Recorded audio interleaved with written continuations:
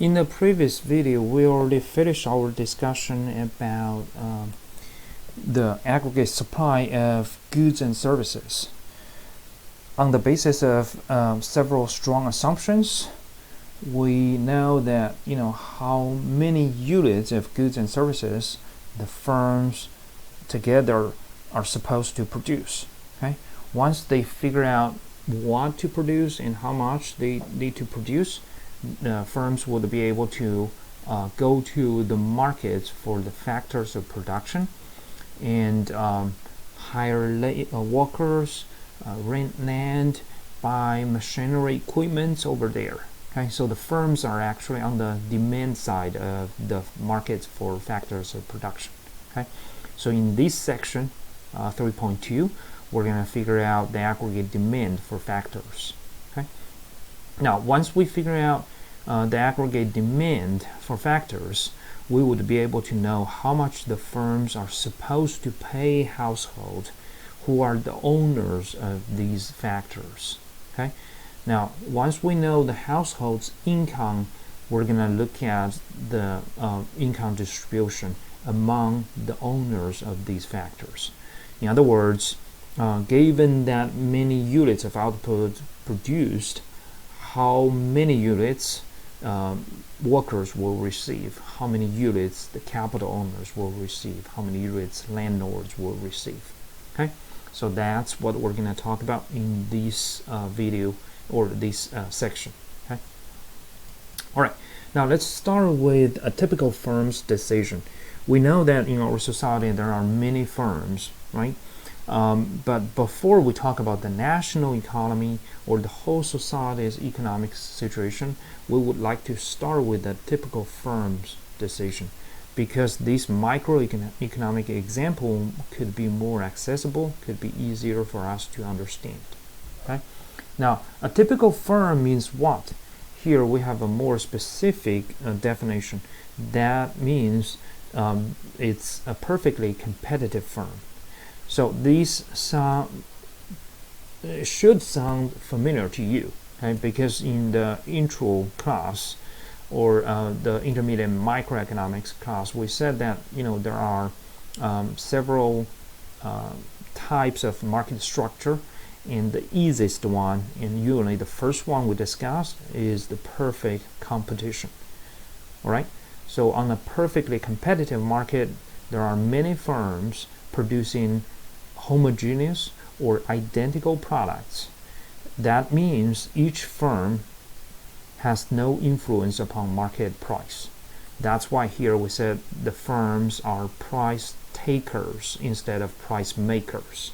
Okay, so no matter what they decide to produce, how much they produce, again, it has nothing to do with the market price. Okay, now here more specifically, we're going to talk about their profit maximizing behavior. Okay? We understand that in reality, the firms may have a lot in their consideration. For example, they care about human rights, they care about social responsibility, like social justice. They also care about the environmental protection. Okay, we totally understand that, but in economics, we narrowly focused upon the profit maximizing behavior. Okay, because even we understand there are many other considerations, but the profit maximizing it should be the primary consideration of the firm. Okay, so here we're going to use a method called marginal analysis. Excuse me. Again, you should be familiar with these from your intro in the intermediate micro class. Okay? Before we talk about the numerical example, we want to be clear that the most important point we want to get across with the marginal analysis is do not make big decisions. We always want to make small incremental decisions to make us better off.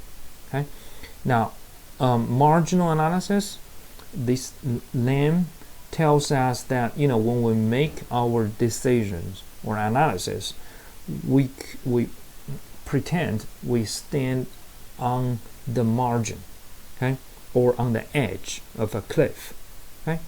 So under that circumstance, if we have to take a step forward, we would only take a teeny tiny step and say if we're okay with that, right, or if we're better off. If we are, for example, in this case, if the firm makes more money, then it will continue taking another teeny tiny step forward. But if we're worse off, we're going to take a step back. All right, so that's what we call marginal analysis, small incremental analysis. All right, now here is a numerical example. Okay, again, it's the hypothetical one with the makeup numbers, so that we don't have to spend a lot of time doing math. Okay, now here you find the first column is the unit of output. Okay, and from 0 all the way to 4. The second column is the total revenue. In other words, how much money the firm can get back from the market by selling its product. Okay. The third column is the total cost. That means how much the firm has to spend producing that many units of output. And the last one is the profit. Okay. Now we want to know when the firm would be able to maximize its profit, or put differently, at which level of the output the firm can maximize its profit. Okay, now let's figure this out. The simple thing we could do here is we can find the profit by getting the difference between the total revenue and total cost, right? So here, let's do this. When the firm has yet started producing, so the revenue and cost will be 0, then the profit should be 0 as well, right? When the firm produces 1 unit of output, the revenue is 10, the total cost is 4, so 10 minus 4, the profit should be 6, right? Again, you can take this as a 6 units of output or the $6 if you want. Okay. We would still suggest you to stick with the real products, so 6 units of output. Okay? In other words, the firm's profit is expressed as the units of output. Okay? And when output is 2, then the profit will be 18 minus 9, so that's going to be 9, right? And when output is 3 units, it's 24 minus 15, so it will be 9 here. All right. When the output is 4 units, it will be 28 minus 22, so it's going to be 6. All right. So it looks like, among the information provided here, the profit would be maximized when the firm produces either 2 or 3 units of output, right? But here, again, we do the math on the basis of the total variables, so total revenue and total cost. Let's do some marginal analysis and see if we can find an easier way, okay, or an economic way to get the answer. Okay. Now let's look at the difference in total revenue. That's called the marginal revenue. Okay. In other words, the additional revenue the firm will receive by producing extra unit of output. Now from 0 to 1, we find that the marginal revenue is going to be 10, right? Because the firm used to make $0, now it's $10, or 0 unit, now it's 10 units, right? So here you'll find that I put the marginal revenue in between, okay, between these two lines, because again, this is additional, this is incremental, so the change we find between the two levels of output. That's why I would like to put the number in between. Okay, and when the firm goes from 1 unit to 2 units, we find that the difference in total revenue becomes 8 units of output. Okay. And similarly here, it's going to be 24 minus 18, so it will be 6 units. Okay, here 28 minus 24, so it will be 4 units. Okay, so those are the marginal revenues, under different levels of output. Now let's also find the marginal cost. Okay, similarly, marginal cost will be the difference between the two levels of total cost. So when the firm goes from 0 to 1 unit of output, we find the marginal cost would be 4 here. Okay, 4 units of output. And when the firm increases its output from 1 unit to 2 units, the marginal cost would be 9 minus 4, so it will be 5 units. Okay, and here it'll be 15 minus 9, so 6 units, and 22 minus 15, it will be 7 units. Okay, now here an interesting thing we would be able to find is when the firm increases its output from 2 units to 3, the marginal revenue is 6 units and the marginal cost is 6 units. In other words, by producing the 3rd unit of output, the money the firm received from the market equals the money it spends producing the 3rd unit. Okay? In other words, the firm does not make any money by producing the 3rd unit. So that's why we said here, you find when MR equals MC, the profit is maximized, which in this case is 9 units.